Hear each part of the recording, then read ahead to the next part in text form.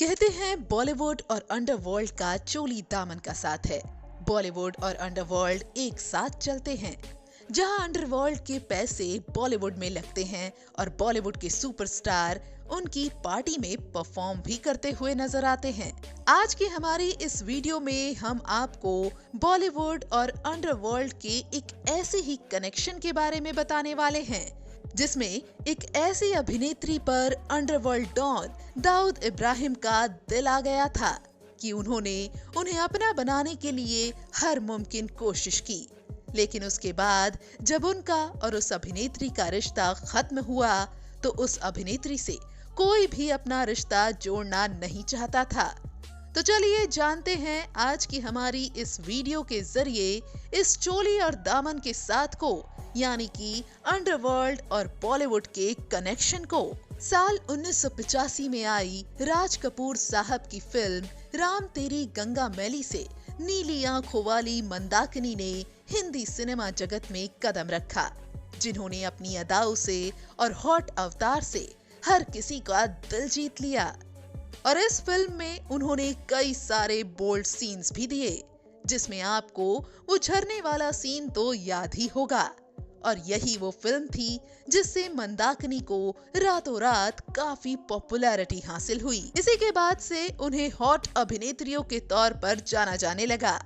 और यही वो समय था जब इस फिल्म के रिलीज होने के बाद दाऊद इब्राहिम की नजर इन पर पड़ी और दाऊद पहली ही नजर में मंदाकिनी के दीवाने हो गए। और अक्सर ही बॉलीवुड और अंडरवर्ल्ड का कनेक्शन अच्छा रहा है, जहां सेलिब्रिटीज पार्टी और इवेंट में आते जाते रहते हैं। और ऐसे ही एक पार्टी दाऊद ने भी रखी जिसमें मंदाकिनी को इनवाइट किया गया। और जब मंदाकिनी इस पार्टी में पहुंची तो पहली ही नजर में मंदाकिनी ने दाऊद के होशो हवास उड़ा दिए। और इसी के साथ वो मंदाकिनी के पास जा पहुंचे और उन्होंने उनकी फिल्म राम तेरी गंगा मैली हो गई में किए गए उनके काम की खूब तारीफें की। लेकिन मंदाकिनी कहीं ना कहीं ये चाह रही थी कि वो उनसे दूर ही रहें। इस समय मंदाकिनी के लिए दाऊद एक स्ट्रेंजर थे और वो उससे बात करने से हमेशा ही बचती रहीं। जहां वो कहीं ना कहीं मंदाकिनी से सच्चा प्यार करने लगे थे और उन्होंने इस बात को मंदाकिनी के सामने भी रखा और मंदाकिनी ने इस रिश्ते के लिए हाँ नहीं की। और इस वाक्य के बाद दाऊद इब्राहिम ने मंदाकिनी को सुपरस्टार बनाने के लिए खूब जद्दोजहद की और उन्होंने हर कोशिश की। और वो कोशिश करने लगे कि मंदाकिनी को हर एक फिल्म में कास्ट किया जाए। जहां दाऊद का प्यार मंदाकिनी के लिए इतना ज्यादा बढ़ता जा रहा था कि वो हर एक निर्देशक और निर्माता के साथ उनको अपनी फिल्म में कास्ट करने के लिए कहने लगे थे। और ऐसे में कुछ समय बाद खबर आई कि डायरेक्टर जावेद सिद्दीकी की हत्या हो गई है। और इस हत्या के पीछे हाथ था दाऊद इब्राहिम का, क्योंकि लोगों का कहना था कि जावेद सिद्दीकी ने मंदाकिनी को अपनी फिल्म में लेने से इनकार कर दिया था। लेकिन इनका ये प्यार यहीं खत्म नहीं हुआ।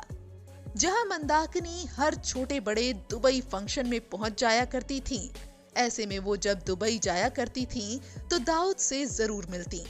और कहा तो ये भी जाता कि दोनों इस दौरान लंबी लॉन्ग ड्राइव पर भी जाते थे। लेकिन मंदाकिनी ने कभी इस रिश्ते को जनता के सामने नहीं कबूला।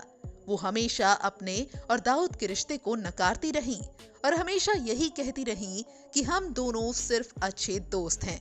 लेकिन आए दिन डॉन और मंदाकिनी के किस्से न्यूज में आते ही रहते थे। इसके अलावा दोनों को एक मैच के दौरान साथ देखा गया और उस तस्वीर ने भी खूब चर्चाएं बटोरी। और इनकी ऐसी तस्वीर से हर किसी को ये यकीन हो गया कि दोनों वाकई रिश्ते में हैं।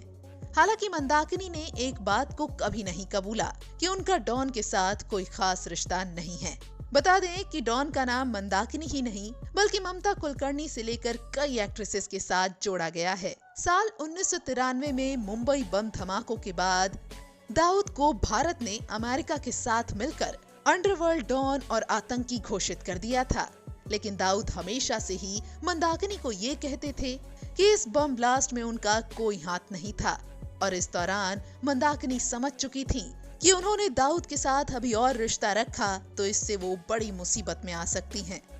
दाऊद और मंदाकिनी ने एक दूसरे के साथ काफी अच्छा समय बिताया, लेकिन जब दाऊद की काली करतूत सामने आई तो उन्होंने डिसाइड किया कि अब वो अलग हो जाएंगे। उसके बाद से ही डॉन को भारत लाने की कोशिश की गई, लेकिन सभी कोशिशें नाकाम रहीं और डॉन कभी भारत वापस नहीं लाया जा सका। जहां साल 1993 के बाद दाऊद इब्राहिम तो अंडरग्राउंड हो गया, लेकिन मंदाकिनी भी अंडरग्राउंड हो गई और इस दौरान मंदाकिनी बंगलोर में रहने लगी। इन सभी के बाद उन्होंने शादी भी कर ली, जिनका नाम डॉक्टर क्योगो टी रिनपोचे ठाकुरो है, जो कि बौद्धिक धर्म के फॉलोअर हैं। इसके अलावा दोनों आज एक हर्बल कंपनी भी चलाते हैं। तो आप क्या कहना चाहेंगे दाऊद इब्राहिम और मंदाकिनी के बीच के इस रिश्ते के बारे में, और इस दौरान उनके बीच जो कुछ हुआ उसके बारे में? आप हमें अपनी राय कमेंट बॉक्स में कमेंट करके जरूर बताएं। साथ ही बॉलीवुड से जुड़ी ऐसी और तमाम बातों को जानने के लिए आप हमारे चैनल को लाइक और सब्सक्राइब करना ना भूलें।